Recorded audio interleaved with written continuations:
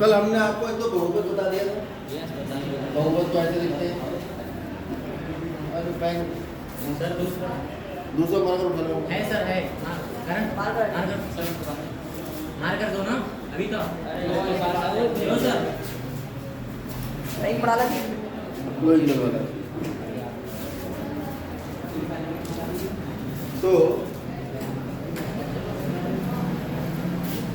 px बराबर 7x² plus 5x minus, ये एक कैसा बहुपद है? त्रिपदीय है। नंबर 1 हाथ के आधार पर देखो तो बहुपद। अब इसमें एक नई चीज हम पढ़ेंगे, कोफिशिएंट। तो गुणांक या कोफिशिएंट जो होते हैं वो चर के होते हैं, ठीक है। अब जैसे ये पद है, इसको क्या कहोगे? ये अचर पद है, इसमें भी चर है, इसमें भी चर है। इसका मतलब गुणांक जो होंगे वो चर वाले पदों में होंगे, और चर के अलावा जो होगा वो उसके गुणांक। जैसे मैं कहूँ x² 2 का गुणांक, बताओ कौन है? x² 2 का गुणांक वो होगा जो x को गुणा कर, x² 2 को गुणा करना। कौन गुणा कर रहा है x² 2? x का गुणांक 5 कितना हुआ? 5। और अगर यहाँ माइनस होता तो ये गुणांकों की बात हो गई। एक पदीय, द्विपदीय, त्रिपदीय हो गया, रैखिक बहुपद हो गया, और द्विघात बहुपद हो गया, ठीक है। बहुपदों की पहचान हो गई कि भाई बटे में घात नहीं होनी चाहिए, ऋणात्मक नहीं होनी चाहिए, एक चर का बहुपद है तो उसमें 2 चर नहीं होने चाहिए। आगे बढ़ जाते, बहुपदों के मान ज्ञात करना। क्या कहा हमने? ये नई चीज आई हमारे पास।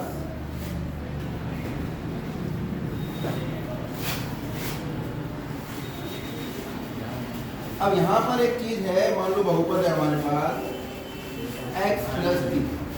तो बहुपद का मान ज्ञात करने का मतलब है कि बहुपद का मान को संख्यात्मक मान आना चाहिए, उसमें चर नहीं होना चाहिए। हमारे बहुपद में चर है, तो जब बहुपद में चर है तो उस चर का जो मान होता है वो हमेशा संख्यात्मक मान होता है, ठीक है। तो बहुपद के मान का मतलब है कि चर के किसी विशेष मान पर बहुपद का मान।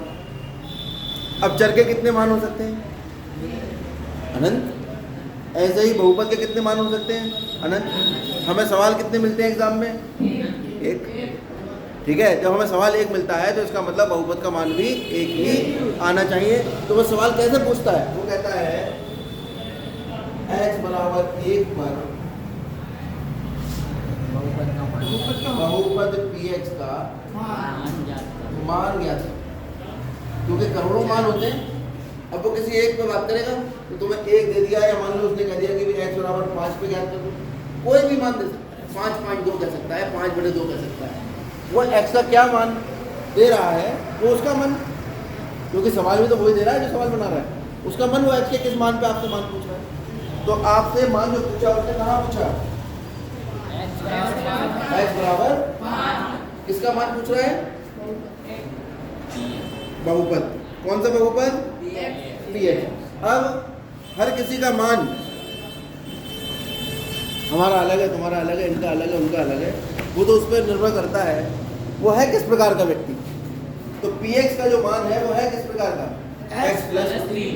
यहाँ पर बहुपद में हमें निकालना है x बराबर 5 पर px का मान जो होगा वो p5 होगा।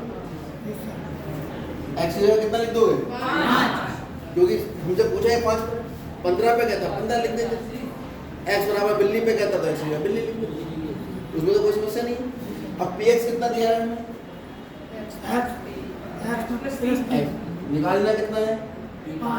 p5 है क्या? x बराबर 5 पर बहुपद px का मान, उसे क्या कहेंगे? p5। कितना आएगा भाई? x की जगह 5 बराबर 8। आसान है, कोई समस्या? तो देखो ये तुम्हारा जो सवाल है 2.2 का पहला और दूसरा, फटाफट निकालो। पुरानी किताब में बताया था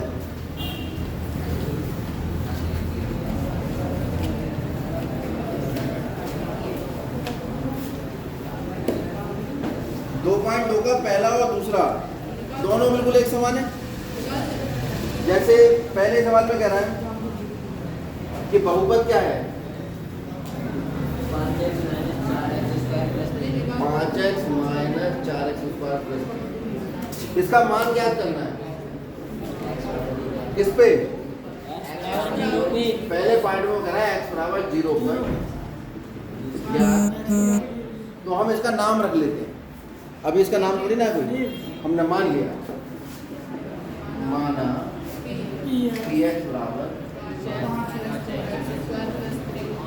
और x बराबर 0 पर px का जो मान होगा वो होगा p0।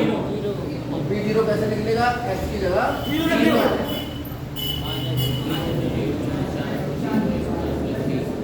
0 माइनस 0 प्लस 3, क्योंकि 0 का मतलब 0 ही होता है। 0 में कुछ भी जोड़ो कुछ भी घटाओ। ये समझ में आ गया सभी को? अभी बोर्ड पे बुला के कराऊंगा। अब बताओ सबको समझ आ गया? अब हम देख रहे हैं दूसरा पार्ट। वो करा है x बराबर -1 पर px का मान बताओ। तो x बराबर -1 पर px का मान होगा x की जगह क्या लिख दिया जाएगा? अब ये जो मान p-1 का निकलेगा वो बहुपद के आधार पर। अब हमें बहुपद क्या दिया है इस सवाल में? ये दिया, जिसको हमने px मान लिया। तो अब क्या करेंगे? जहां जहां x है, अब जब भी हम किसी चर राशि का ऋणात्मक मान रखते हैं, कैसा? ऋणात्मक को अंग्रेजी में क्या कहते हैं? नेगेटिव। क्या कहते हैं? उसने अपना मुंह ही बंद कर लिया हाथ से कि मुंह से नेगेटिव निकलना जाए। हटाओ मुंह से हाथ। मुंह पे हाथ रखने का क्या मतलब है? क्या छुपा रहे हो? खड़े हो जाओ। क्या बोला हमने ऋणात्मक का नाम? ऋणात्मक का नाम अंग्रेजी में क्या बोला अभी? देखो कान भी बंद कर लिया तुमने। नेगेटिव। क्या बोला? जोर से बोलो। अरे इसकी तो आवाज नहीं आ रही, जोर से बोलो। ध्यान दे इस पर, ठीक है? तो x का क्या सा मान रखेंगे? क्योंकि नेगेटिव मान है। हाँ, मैं जो बताना चाह रहा था, ये ऐसे बच्चे जो है सब बुलवा देते हैं। बिल्कुल मुंह से हाथ उठा के बिल्कुल कमर सीधी करके बैठे। भारत देश के नागरिक ऐसे बड़े झुक के बैठेंगे ऐसे करके। झुकने का काम को तो अड़ोसी पड़ोसियों का सबको दे रखा है हमने, ठीक है? बिल्कुल सीधा तान के बैठो। हाँ, तो x का मान है -1। जब भी हम किसी चर का ऋणात्मक मान रखते हैं वो हमेशा ब्रैकेट में रखें। धनात्मक मान तो ब्रैकेट में रखो चाहे मत रखो, कोई फर्क नहीं, लेकिन जब ऋणात्मक रखोगे तो कैसे रखोगे? तो x जहां जहां है -4 -1। सवाल तो गलत हो जाए। जितनी बातें बता रहे हैं हम उतनी बातें आप मानकर चलिए। कमर फिर तुम्हारी एक दो बच्चों की ढीली पड़ गई। सीधा बैठना सीखो। ऐसे बैठोगे तो रीढ़ की हड्डी निकल जाएगी बाहर, 3 कमर बन जाएगी। बुढ़ापे में डंडा टेक के चलना पड़ेगा ऐसे। और तुमने देखा होगा कुछ लोग होते हैं बिल्कुल हमेशा ऐसे ही रहते हैं। वो लोग होते हैं जो अपनी आदत कमर सीधी करने की डाल लेते हैं। कमर सीधी, गर्दन सीधी, सिर सीधा, ठीक है? ये नहीं सारी चीज़ें गिरा दी नीचे को, सब ग्रेविटी पृथ्वी खींचे ले रही तुम अपनी तरफ। देखिए अब जब गुणा होती है, हमने कल क्या बताया था? पहले निशानों की गुणा होती है, प्लस माइनस। हाँ जी नाम। अब यहाँ पे गुणा नहीं होगी क्योंकि ब्रैकेट आ गया, पॉइंट मास लगेगा। बताया था? तो जब ब्रैकेट है, अब इस ब्रैकेट को कैसे करोगे? -4 -1 का वर्ग, यानी -1 की 2 बार गुणा। एक बात और याद रखना, अगर माइनस की जो भाग है वो सम है और माइनस की जो भाग है अगर 2 स्थिति हो सकती है कि माइनस की घात या तो सम होगी या माइनस की घात 0 होगी। 0 को भी सम संख्या मान के चलते हैं। सम संख्या जानते हो क्या होती है? कितने बच्चे जानते हैं? चलो, जो बच्चे नहीं जानते वो सुनो। जो संख्याएं 2 से कट जाती हैं वो सम संख्याएं होती हैं। अब तुमको 2 से पहाड़ा भाग करना पड़ेगा। एक चीज़ और याद रखो, 0 2 4 6 8 जिनके इकाई के अंक पर ये संख्याएं आ रही होती हैं वो सब सम संख्याएं होती हैं। और जिनके इकाई पर 1 3 5 7 9 आएगा, ये कैसी होती है? अब तो नहीं भूलोगे? तो माइनस की घात 2, माइनस की घात समय विषम। अगर माइनस की घात सम है तो उत्तर पॉजिटिव आता है और विषम है तो उत्तर क्यों आता है? क्योंकि माइनस की घात जैसे 2 है तो -1 गुणा -1 लिखोगे इसे? Yes sir. पहले निकालूंगा माइनस माइनस देखिएगा। तो जब भी आप माइनस की घात सम लेंगे, चाहे 4 ले लो, 6 ले लो, 432 ले लो, 566 ले लो, उसका उत्तर हमेशा कैसा आएगा? प्लस। और माइनस की घात अगर ऋणात्मक होगी तो उत्तर आएगा माइनस। छोटा सा एग्जाम्पल लो, -1 की घात 3, -1 गुणा -1 गुणा माइनस एक एक करके करते हैं गुणा, फिर प्लस माइनस आया। सीधा नियम बना दिया हमने। माइनस की घात 2 प्लस -2 4 गुणा 1 प्लस 1 वहाँ से लगेगा -5 -4 फिर क्या कहता है? एडिशन। जुड़ता कौन है? जिनके निशान समान। तो समान निशान वाले जोड़ लो। माइनस माइनस दोनों निशान समान है, जुड़ जाएंगे 5 4 निशान यही आ जाएगा। विपरीत निशान है, घटा दो, इसका निशान बड़ा हुआ, पता गलती हो जाएगी। ध्यान रखोगे। अब दूसरा सवाल है, नहीं करा देता हूँ छोटे से। दूसरे सवाल में वो कह रहे हैं कि P0 भी ज्ञात करो, P1 भी ज्ञात करो और P2, ये 3 चीजें आपको ज्ञात करनी। जबकि तीसरा पार्ट देखो, Px का मान है x की घात 3। कुछ भी हो सकता है, लेकिन इसने तीसरे पार्ट में Px का मान x की घात 3। तो जब हम P0 निकालेंगे तो 0 की घात 3 कितना होता है? 0। फिर P1 निकालेंगे कितना आएगा? 1 गुणा 1 गुणा 1 घात का मतलब 3 बार गुणा करनी। P2 निकालेंगे 2 गुणा 2 गुणा 2। बहुत से बच्चे 6 उत्तर बता देते हैं इसका, ठीक है, लेकिन 2 गुणा 2 गुणा होता है, 2 गुना 4 गुना 8। समझ में आ गई बात? अच्छे से समझ में आ गई। अगली एक उसमें देखो, थर्ड क्वेश्चन पे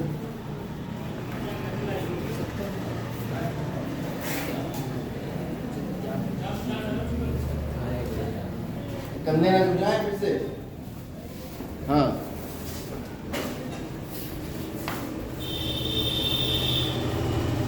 देख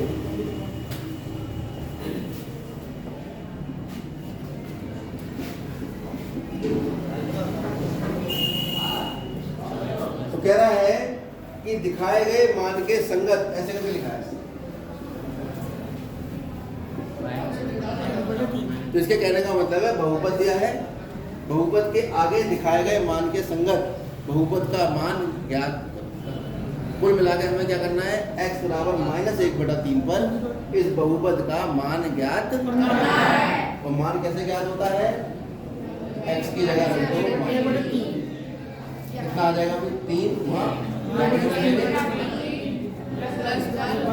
अब इनकी गुणा होगी प्लस माइनस 3 गुणा 1/3। जब भी किसी पूर्ण संख्या या पूर्णांक की गुणा किसी भिन्न से होती है, पूर्ण संख्या पूर्णांक की गुणा किसी भिन्न से होती, तो पूर्णांक जो है वो उसके अंश में गुणा करता है, ना कि हर में। कितना हो जाएगा? -3 गुणा 1/3 प्लस 1 -3 कम 3/3 प्लस 1 3 कम -1 प्लस 1 घटाओ कितना आ गया? 0। तो P -1/3 आ गया 0। और x के वो मान जो बहुपद को शून्य बना देते हैं, किसी चर के वो मान जो बहुपद को शून्य कहलाते हैं। अगर मैं आपसे कहूँ शून्य की परिभाषा,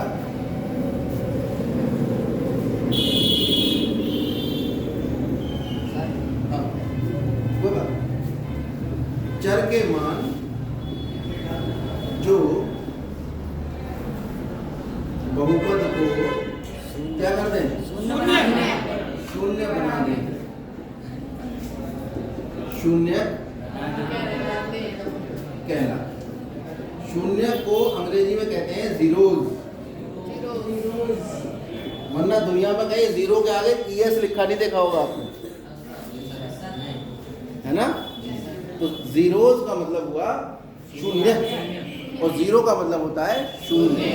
तो शून्य और शून्य में बहुत बड़ा अंतर होता है। चर के वो मान जो किसी बहुपद को शून्य बना देते हैं, जैसे जब हमने x का मान -1/3 इस बहुपद में रखा और रखने के बाद इस -1/3 ने इस पूरे बहुपद को क्या बना दिया? तो इसका मतलब क्या हुआ? अतः x बराबर -1/3 कौन से बहुपद का? बहुपद का कौन है? अब अगले जो सवाल आएंगे वो शून्य ज्ञात करने वाले आएंगे कि बहुपद को देखो, देख के ये बताओ ये इसका शून्य है या नहीं। जैसे एक एग्जांपल ले रहा हूँ, ये x बराबर x -1, बताओ शून्य क्या है इसका? क्या है? +1 है। अगर x की जगह 1 रख दोगे तो ये 1 - 1 कितना बन जाएगा? 0। क्या रखा हमने? x बराबर 1, ठीक है। बहुपद px का क्या है? शून्य है। बात समझ आई? अच्छा एक बहुपद और ले रहा हूँ। अरे तुम लोग खाने के बाद अचार ही लगा देते हो उसको, कैसे कैसे बच्चे हैं? अरे पहले का अचार अब तक लगा रहेगा? इतने दिन तक थोड़ी अचार लगा रहेगा, काला पड़ जाएगा। यहाँ तक खुशबू आ रही है अभी निकल रहे तो। अचार बढ़िया डला हुआ है, गलत जगह लगा दिया है। देखो px बराबर 2x - 1। अब कुछ बच्चों को पता लग गया, अब कुछ बच्चे सोचते रह गए, है ना? तो भाई सबको पता लगना चाहिए। तो क्या तरीका है उसका? जब हमें बहुपद का शून्यक निकालना हो, सुन लो, जब हमें बहुपद का तो उसी बहुपद को पहले शून्य के बराबर रख लो। अगर मैं यदि 2x - 1 बहुपद को शून्य के बराबर रख लूं तो क्या बन गई? एक समीकरण बन गई। इस समीकरण से जो x का मान आएगा वो इस समीकरण को संतुष्ट करेगा। इस समीकरण से जो x का मान आएगा वो मान आएगा जो इस बहुपद को क्या बना देगा? शून्य। और बहुपद को शून्य बनाता है वो क्या आता है? शून्य। इसका मतलब किसी भी समीकरण का शून्य ज्ञात करना है, उसे शून्य के बराबर रख लो, उस समीकरण को हल कर लो। हल करके जो भी चर का मान आएगा वो बहुपद का कौन होगा? शून्य। समझ में आ गया शून्य ज्ञात करने की विधि? अब इसको आप हल कर लो। 2x, ये माइनस का 1 इधर जाएगा तो क्या हो जाएगा? 0 + 1 1, ये 2 गुणा कर रहा है उधर जाएगा तो क्या करेगा? कुछ बच्चों को समझ में नहीं आता। तो याद रखो, अगर बराबर में दो राशियां हैं, दोनों को 2 से भाग कर लो, ये तो कट गया। x बराबर कितना आ गया? 1/2। अब 1/2 इस बहुपद का कौन होगा? शून्य। अब चाहो आप इसको रख के देख लो, 2 गुणा 1/2, 2 से 2 कट के 1, 1 - 1 0। इसका मतलब जिन बहुपद के शून्य हमें ज्ञात करने होते हैं उन बहुपद को शून्य के बराबर रख लेते हैं। जैसे इसको रख लो शून्य के बराबर, x - 1 बराबर 0 ले लो। x का मान कितना आया? 1। x का मान 1 आया। वो कब आया? जब हमने बहुपद को शून्य के बराबर लिया था। और बहुपद को शून्य के बराबर लेके जो x का मान आया वो उस समीकरण का हल था। वो समीकरण को वो क्या बना रहा था? शून्य बना रहा था। उस समीकरण का LHS क्या था? बहुपद था। और जब मान रखा तो कितना आ गया? शून्य। इसका मतलब x का वो मान जो हल होके निकल के आएगा वो उस बहुपद का कौन होगा? शून्य। सबके दिमाग में फिट हो गई बात ये? चलो फटाफट पूरी प्रश्नावली कर डालो बहुत जल्दी रिटन में अभी।